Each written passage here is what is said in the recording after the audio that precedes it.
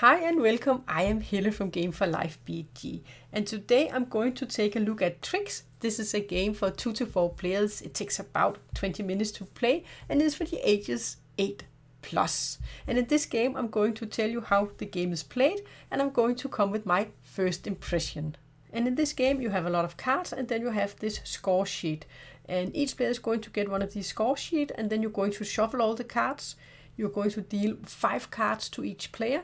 And then you're going to make 2 smaller stacks face up, and that is draw piles, and then you're going to have a draw pile in the center that is face down, where you have most of the cards in. And in this game, players, they will start with 5 cards, and you need to fill out first all of these spots.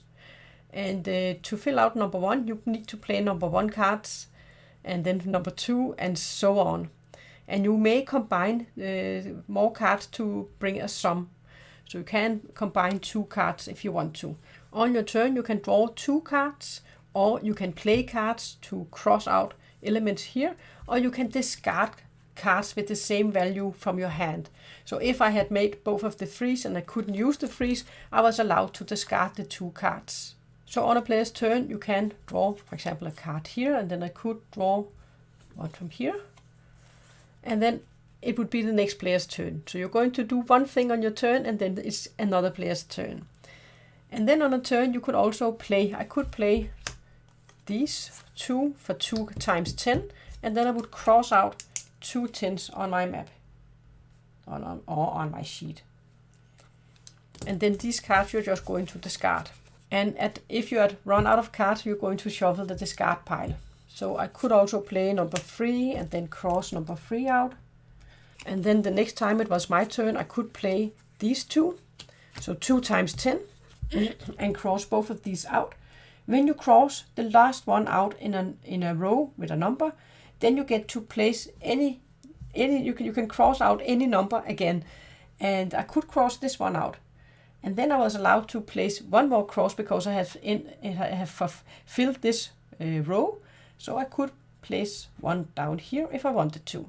You can decide where you want to make your extra cross, but that means if I have a lot where I just need the last one, when I finished, I can then finish that one, and then I would be able to finish that one, and then I could make an extra cross. And players, they're just going to compete to be the first to fill out this sheet with all their numbers. At some point, if you have made all of the 12s, and all players have made all of their 12s, then if the number 12 is visible out here, then you can discard them, because all players, they have made their number 12, but you can't discard the cards you have in your hand. That would require you to take an action to discard the same number of cards you have on your hand.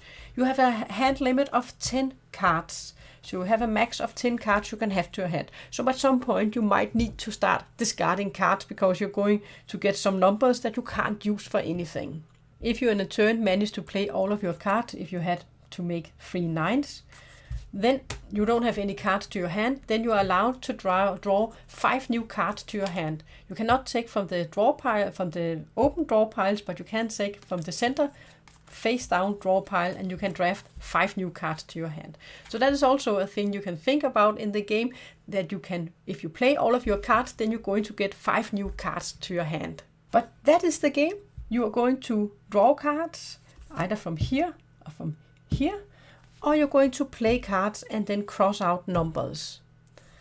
And when at some point a player has filled out all of their crosses, then they will be the winner of the game. So the winner is the one that first crosses out all the sheet with all the numbers. So this is a race of being the first one to complete the sheet with numbers. Only one side of the sheet.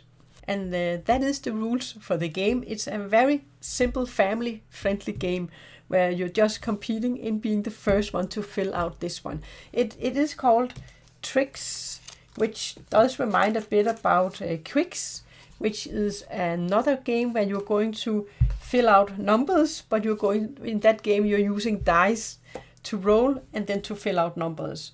But this one is kind of a card version of Quicks. And I think this is a game where if you have children and they need to learn how to add numbers, then you can definitely also use this game without they have to think about that. They're actually doing a little bit of math when they play this game, because you need to figure out if you want to make 12. You're not going maybe to get all the 12, but you can add numbers together and then make 12, 11, and 10. So yeah, it's a simple, very simple, family-friendly game, and I think it's an enjoyable little game. It doesn't take up much space. It's just a little box here with all of the cards and the score sheet. So this is kind of a roll and write, but not a roll. Instead it's a draw and write game. So if you enjoy that kind of game and you like some simple, quick games, then this one might be something for you. But that was my look at Triggs. Thanks for watching.